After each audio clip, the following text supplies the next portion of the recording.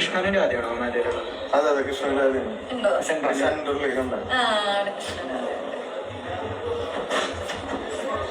ഇതിനൊക്കെ എങ്ങനെയാ പ്രൈസ് വരാം?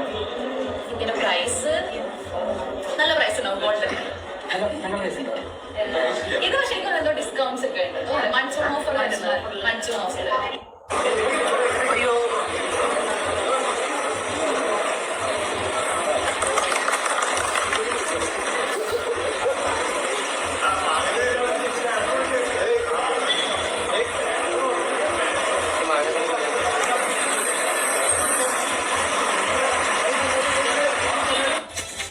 റിനി ഈ മറ്റേ മോള് ഒരു വ്യക്തി കാരണമാണ് ഇന്ന് പാലക്കാടിന് ഈ ഒരു അവസ്ഥ വന്നത്. പിഷാരടിയാണ് ഇവിടെ പാലക്കാട് മത്സരിക്കാൻ പോകുന്നത്. എല്ലാവരും അറിഞ്ഞു കാണുമല്ലോ. നിങ്ങൾ പറ, നിങ്ങൾ വോട്ട് കൊടുക്കുമോ? വോട്ട് കൊടുക്കുമോ ഇല്ലയോ? പിന്നെ ഒരു കാര്യം ഞാൻ പറയാം. രാഹുലിൻ്റെ ഏറ്റവും വലിയൊരു ആഗ്രഹമാണ് കോൺഗ്രസ് കേരളം പിടിച്ചെടുക്കണമെന്നുള്ള ആഗ്രഹം. പാർട്ടി പറഞ്ഞാൽ ഞാൻ എന്തും ചെയ്യും എന്നാണ് രാഹുൽ പറഞ്ഞിരിക്കുന്നത്. പാർട്ടി പുറത്താക്കും, എന്തോ ആയിക്കോട്ടെ. ഇവിടെ ചില ആൾക്കാർ രാഹുലിനെ സപ്പോർട്ട് ചെയ്യുന്ന യൂട്യൂബേഴ്സ് ആണെങ്കിൽ പോലും കോൺഗ്രസ് കിട്ടരുത്, അവിടെ ശോഭ ജയിക്കണം എന്ന് പറയുന്നുണ്ട്. നിങ്ങൾ അത് യോജിക്കുന്നുണ്ടോ? ദയവ് ചെയ്ത് യോജിക്കുന്നുണ്ടെന്ന് ആരും പറയരുത്. ഞാൻ അത്രേ പറയുന്നുള്ളൂ. ഒരു സീറ്റ് ആണെങ്കിൽ പോലും ഈ ഒരു കാലഘട്ടത്തിൽ, ഈ ഒരു സമയത്ത് കോൺഗ്രസിന് അത് അത്യാവശ്യം തന്നെയാണ്. പിന്നെ രാഹുലുമായിട്ടുള്ള വിഷയങ്ങളും കാര്യങ്ങളൊക്കെ അത് പതുക്കെ നിൽക്കും. എടുക്കോ എടുക്കാതിരിക്കോ നിൽക്കും, അത് ഉറപ്പാണ്. അദ്ദേഹം പാർട്ടിയാണെന്ന് അദ്ദേഹത്തിനെ അവിടെ പിടിച്ച് നിർത്തിയത്.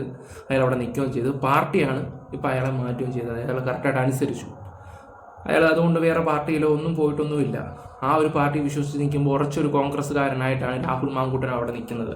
നമുക്ക് സത്യം പറയാലോ, ഡബിളും ത്രിബിളും സ്റ്റാൻഡ് ഉള്ളവനല്ല അവൻ. അവൻ ഒറ്റ തന്തയ്ക്ക് ജനിച്ചവനാണ്. അവന് വേണ്ടി നമുക്ക് കൈയടിക്കാം. പിന്നെ എന്ത് ചെയ്യാനാ, പാർട്ടി അവൻ്റെ ചില കാര്യങ്ങളൊക്കെ കണ്ടുകൊണ്ട് മാറ്റുകയൊക്കെ ചെയ്തിട്ടുണ്ടായിരുന്നു. ഓക്കെ, കമ്മ്യൂണിസ്റ്റുകാരെ പോലെ ചേർത്ത് പിടിക്കാൻ നോക്കിയില്ല എന്ന് വെച്ച് രമേശ് പിഷാരടി അവിടെ നിൽക്കുമ്പോൾ ആ ഒരു വ്യക്തിയെ തോൽപ്പിക്കുക എന്നുള്ള ലക്ഷ്യം വെച്ചിട്ട് ആരും നിൽക്കരുത്. രാഹുലിനും അതൊരു ഭയങ്കര ഒരു വിഷമമായിട്ടേ വരത്തുള്ളൂ. സീരിയസ്ലി ഞാൻ പറയുവാണെങ്കിൽ. കാരണം കേരളം ഇവിടെ കോൺഗ്രസ് പിടിച്ചെടുക്കണം. അവന് അറിയാലോ, പണ്ട് മുതലേ ഈ ഒരു പാർട്ടിക്ക് വേണ്ടി നടന്ന് ഓക്കെ, അവൻ്റെ ജീവിതവും കാര്യങ്ങളും ഒക്കെ അവന് പാർട്ടി എന്ന് പറഞ്ഞ് വിട്ടുകൊടുത്ത് അവസാനം കണ്ടില്ലേ, ഒരു തെറ്റ് പറ്റിപ്പോയി. അപ്പോൾ പാർട്ടി അവനെ പുറത്താക്കി.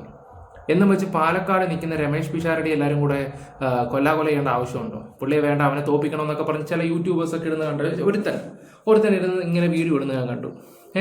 കോക്കച്ചൻ ആരാ വീഡിയോ നമ്മളും കുറ്റം പറഞ്ഞിട്ടൊക്കെ ഉണ്ട്. പക്ഷെ ഇപ്പോൾ ഇലക്ഷൻ സമയമാണ്. അവിടെ സ്ഥാനാർത്ഥി പ്രഖ്യാപിച്ചു കഴിഞ്ഞു. അവിടെ ശോഭയ്ക്ക് വോട്ട് കൊടുക്കുകയല്ല ചെയ്യേണ്ടത്. തൃശ്ശൂരിൽ അനുഭവം എല്ലാവർക്കും ഉണ്ടല്ലോ. സുരേഷ് ഗോപി ജയിക്കണമെന്ന് ഏറ്റവും കൂടുതൽ മനസ്സോടെ ആഗ്രഹിച്ചൊരു വ്യക്തിയായിരുന്നു ഞാൻ. ഇപ്പം കണ്ടില്ലേ തൃശ്ശൂരിൻ്റെ അവസ്ഥ.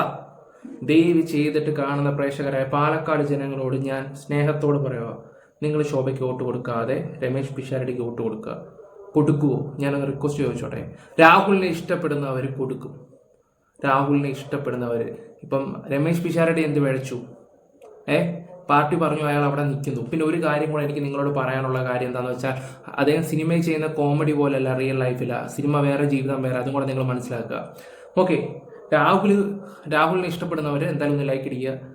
എന്താണ് നിങ്ങളുടെ അഭിപ്രായം എന്നുള്ളത് കമൻറ്റ് ബോക്സിൽ രേഖപ്പെടുത്തുക. എൻ്റെ അഭിപ്രായം ഞാൻ പറഞ്ഞു കഴിഞ്ഞു. അതിൻ്റെ പേരും പറഞ്ഞിട്ട് ദയവ് ചെയ്തിട്ട് ആ ഒരു പാവത്തിനെ ഇത് കൊല്ലാക്കൊല ചെയ്യരുത്. ഇപ്പം എന്തായാലും രാഹുലിന് ഇതുവരെ സീറ്റ് കൊടുത്തിട്ടില്ല. 56 സ്ഥാനാർത്ഥിയെ പ്രഖ്യാപിച്ചിട്ടുണ്ട്. ബാക്കി എന്താണെന്ന് അറിയത്തില്ല. ടിസ്റ്റ് ഉണ്ടെന്നൊക്കെ പറയുന്നു. എന്താ ടിസ്റ്റ്? എനിക്കൊരു പിടുത്തവും കിട്ടുന്നില്ല സീരിയസ്ലി. പിന്നെ 33% അവിടെ മുസ്ലിംസിൻ്റെ വോട്ടുണ്ട്. 33%. LDF ഒരു മുസ്ലിം യുവാവിനെയാണ് അവിടെ കൊണ്ട് നിർത്തുകയൊക്കെ ചെയ്തിട്ടുള്ളത്. അത് ഒരു ബുദ്ധിപരമായിട്ടുള്ള കാര്യമാണ്, നീങ്ങുകയൊക്കെ ചെയ്തത്. പക്ഷെ പാലക്കാടിലെ ജനങ്ങൾക്ക് തെറ്റ് പറ്റാറില്ല. അവരെന്തായാലും ശോഭയ്ക്ക് വോട്ട് കൊടുക്കൂല. LDFനും ചാൻസ് കുറവാണ്. അപ്പം പിഷാരടിക്കായിരിക്കും കൂടുതൽ വോട്ടും കാര്യങ്ങളൊക്കെ കൊടുക്കുകയൊക്കെ ചെയ്യുന്നത്. എന്തൊക്കെ പറഞ്ഞാലും രാഹുൽ വന്നിട്ട് ഈ പറയുന്ന പിഷാരടിക്ക് ഒരു വോട്ട് കൊടുക്കുക എന്ന് പറഞ്ഞാൽ ഉറപ്പാണ് അവിടുത്തെ ജനങ്ങൾ ചെയ്തിരിക്കും. എൻ്റെ മനസ്സ് പറയുന്നുണ്ട്. ഓക്കെ, നമുക്ക് ഇന്നത്തെ ഒരു ന്യൂസ് ചെയ്യാൻ നോക്കാം.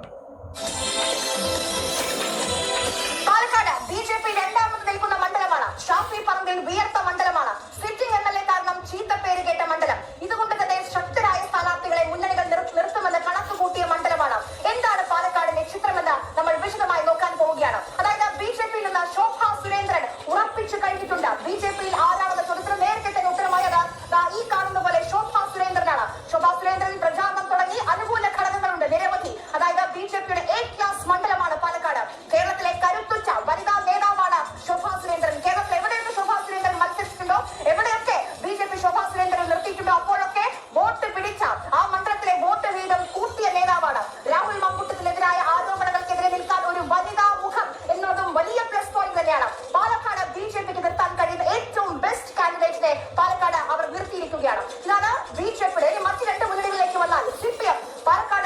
ശോഭാ സുരേന്ദ്രൻ ലാസ്റ്റ് പാർലമെന്റ് ഇലക്ഷനിൽ ഞങ്ങളുടെ ഹരിപ്പാടാണ് നിന്നത്.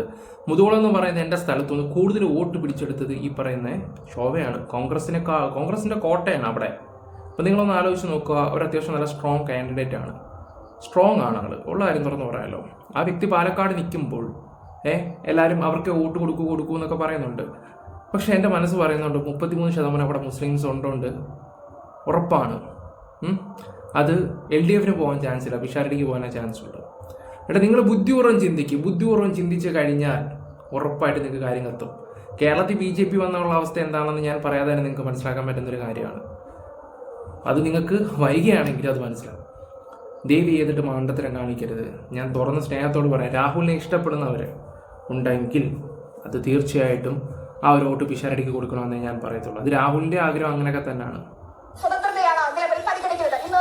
ഇന്നലെ മുതൽ ഒരു പുതിയ പേര് കേൾക്കുന്നുണ്ട് അവിടെ. അത് NRM റസാഖാണ്, ഹോട്ടൽ വ്യവസായിയാണ്. ജില്ലാ സെക്രട്ടേറിയറ്റ് ശുപാർശ സംസ്ഥാനത്തിന് കൈമാറിയിട്ടുണ്ട്. 3ാം സ്ഥാനത്താണ് നിലവിൽ പാലക്കാട് CPM ഉള്ളത്. അവിടെ NMR മതിയോ? ചർച്ചകൾ കഴിഞ്ഞെന്ന് പറയാനായില്ല, ചർച്ചയ്ക്ക് വിളിച്ചതാണ്. അതുമായി ബന്ധപ്പെട്ട പാർട്ടിയിൽ നിന്ന് വിളിച്ചപ്പോൾ വന്നതാണ്. 2-3 പേരെ അവർ പരിഗണിക്കുന്നുണ്ട്. അതിലൊരു സ്ഥാനം നമുക്ക് ഉണ്ടെന്നാണ് അറിയാൻ കഴിഞ്ഞത്. ബാക്കി വലിയ പാർട്ടിയുടെ കമ്മിറ്റികളിൽ വെച്ച് തീരുമാനിച്ചിട്ട് അറിയിക്കുന്നതായിരിക്കണം പറഞ്ഞത്. മേൽ കമ്മിറ്റികളിലേക്ക് കൂടി കൊടുക്കണമല്ലോ. ഞാൻ സമ്മതം നില 1-2 കാര്യങ്ങൾ നമ്മൾ അവരുമായി സംസാരിച്ചിട്ടുണ്ട്. അപ്പോൾ അതുമായി ബന്ധപ്പെട്ടുള്ള കാര്യങ്ങളിൽ പാർട്ടി അന്തിമ തീരുമാനങ്ങൾ മത്സരിക്കുകയാണെങ്കിൽ തീർച്ചയായിട്ടും ഇടതുപക്ഷ സ്വതന്ത്രനാണ്. കോൺഗ്രസിലേക്ക് വന്നാൽ സിറ്റിംഗ് MLA ഇല്ല, രാഹുൽ മാങ്കൂട്ടത്തിന് പാർട്ടി പുറത്താക്കിയത്. പകരം വിസ്മയിപ്പിക്കാൻ രമേശ് പിഷാരടി പാലക്കാടേക്ക് വരികയാണ്. നമുക്ക് പാലക്കാടിന്റെ കഴിഞ്ഞ തവണത്തെ നിയമസഭാ തെരഞ്ഞെടുപ്പുകളിലെ ചിത്രം നമ്മൾ വിശദമായി നോക്കാൻ പോവുകയാണ്. ആദ്യം 2024 ഉപതെരഞ്ഞെടുപ്പ് നമുക്ക് നോക്കാം. 2024 ഉപതെരഞ്ഞെടുപ്പിന്റെ കണക്കാണ് നമ്മുടെ പുറകിലുള്ളത്. രാഹുൽ മാങ്കൂട്ടത്തിന് 58,389 വോട്ടും, BJPയിൽ നിന്ന് C കൃഷ്ണകുമാർ 39,549 വോട്ടും, ഇപ്പോൾ CPM-ലുള്ള സീറ്റ് കിട്ടാത്ത P സരിത 37,293 വോട്ടുമാണ് 2024 ഉപതെരഞ്ഞെടുപ്പിൽ കിട്ടിയത്. അത് കഴിഞ്ഞ് നമുക്ക് 2021 പോകാം. അത് ഷാഫി പറമ്പിലാണ് പാലക്കാട് മത്സരിച്ചത്. ഷാഫി നോക്കൂ, 54,079 വോട്ടുകളാണ് നേടിയത്. അന്ന് ഷാഫി ഏറെ വിയർത്ത, ഏറ്റവും കൂടുതൽ ശ്രദ്ധ പോയ ഒരു മണ്ഡലമായിരുന്നു പാലക്കാട്. അവിടെ ഈ ശ്രീധരനായിരുന്നു BJPയുടെ സ്ഥാനാർത്ഥി. 50,220 വോട്ടുകൾ ആ സമയത്ത് വിയർത്തത് ശ്രീധരനാ മോളെ. അവൻ അടിച്ചു കയറുമായിരുന്നു. അത്രയും ഒരു ലെവലിൽ നിന്നൊരു മനുഷ്യനെ ഇന്നലെ കയറി വന്നവൻ അന്ന് തൂക്കി. അത് വേറെ കാര്യങ്ങൾ. ഷാഫി ഏറ്റവും ലാസ്റ്റ് കിടന്നൊരു സംഭവമാണ്. അവസാനം വന്നിട്ട് ഷാഫിയുടെ ഒരു കയറ്റം ഉണ്ടായിരുന്നു. അതിവിടെ ആരും സംസാരിക്കേണ്ട ആവശ്യമില്ല. എൻ്റെ ഒരു മനസ്സ് പറയുന്ന ഒരു 100-150 വോട്ടിനെങ്കിലും പിഷാരടി ജയിക്കാൻ ചാൻസ് ഉണ്ടെന്നാണ്. അതുകൊണ്ട് ഞാൻ തൊഴുത് പറയുകയാണ് നിങ്ങളുടെ അടുത്ത്, ആ രാഹുലിനെ ഓർത്തെങ്കിലും ആ വോട്ട് പിഷാരടിക്ക് കൊടുക്കുക. വേറെ മാർഗമില്ല നമുക്ക്. ഈ സീറ്റും അങ്ങോട്ടും ഇങ്ങോട്ടും ഒക്കെ സ്പ്ലിറ്റായി പോയാൽ ഇവിടുത്തെ ഭരണം നഷ്ടപ്പെട്ടു പോയാൽ വീണ്ടും 5 വർഷം നമ്മൾ അനുഭവിക്കേണ്ടി വരും. അത് വേണോ വേണ്ട എന്ന് ജനങ്ങളായുള്ള നിങ്ങളത് മനസ്സിലാക്കുക. ഇതാണ് മലയാളികൾക്ക് ബുദ്ധിയില്ലെന്ന് ഓരോ വ്യക്തികൾ പറഞ്ഞത്. ഏത് ഒരുത്തം വന്നിട്ട് കോക്കച്ചൻ ഓക്കെ, കുറ്റമൊക്കെ കഴിഞ്ഞു, ഇനിയിപ്പോൾ ഇലക്ഷനാണ്. ആ സമയത്ത് രാഹുലിന് സീറ്റ് കൊടുത്തില്ലെന്നും പറഞ്ഞ് വൈരാഗ്യം തരും. രാഹുൽ ആഗ്രഹിക്കുന്നില്ലല്ലോ, പിന്നെ എന്തിനാ നമുക്ക് ഇത്ര കടി? ഞാൻ അങ്ങനെ ചിന്തിക്കും, ബുദ്ധിപൂർവ്വം ചിന്തിക്കണം ആൾക്കാർ. നിങ്ങൾ ആരും ചിന്തിക്കാത്തതുകൊണ്ട് ഒരുപാട് പോരായ്മകൾ നമുക്ക് പറ്റുന്നുണ്ട്. പ്രബോധന 36,433 വോട്ടുകൾ മാത്രമേ സമാഹരിക്കാൻ കഴിഞ്ഞു. നമ്മൾ ഇനി 2016 ചിത്രം നോക്കാൻ പോവുകയാണ്. ഇത് ശ്രദ്ധിക്കേണ്ട ഒരു കണക്കാണ്. അന്നും ഷാഫി തന്നെയായിരുന്നു UDF-ന്റെ സ്ഥാനാർത്ഥി. അന്ന് മിന്നുന്ന വിജയം 57,559 വോട്ടുകൾ ഷാഫി പറമ്പിൽ പിടിച്ചപ്പോൾ അന്ന് എതിർ സ്ഥാനാർത്ഥി BJP-യുടെ ശോഭാ സുരേന്ദ്രൻ തന്നെയായിരുന്നു. അന്ന് ശോഭാ സുരേന്ദ്രൻ 40,076 വോട്ടുകൾ നേടി. അന്ന് മുതിർന്ന നേതാവ് NN കൃഷ്ണദാസ് ആയിരുന്നു CPM-ന്റെ സ്ഥാനാർത്ഥി. 38,675 വോട്ടുകൾ നേടി. അതായത് ശോഭാ സുരേന്ദ്രൻ 2016 മത്സരിച്ച സമയത്താണ് പാലക്കാട് BJP 2ാം സ്ഥാനത്തേക്ക് വരുന്നത്. അതേ ശോഭാ സുരേന്ദ്രൻ തന്നെയാണ് BJP-യുടെ ഇത്തവണത്തെ പാലക്കാട് കാൻഡിഡേറ്റ്. CPM 3ാം സ്ഥാനത്തേക്ക് പോയത്. ഓക്കെ, എങ്ങനെ പോയാലും CPM 3ാം സ്ഥാനത്ത്. ഇവിടെ എന്തായാലും ശോഭ ജയിക്കാൻ ചാൻസ് കുറവാണ്. പിഷാരടി കയറിയിരിക്കും, ഉറപ്പാണ്.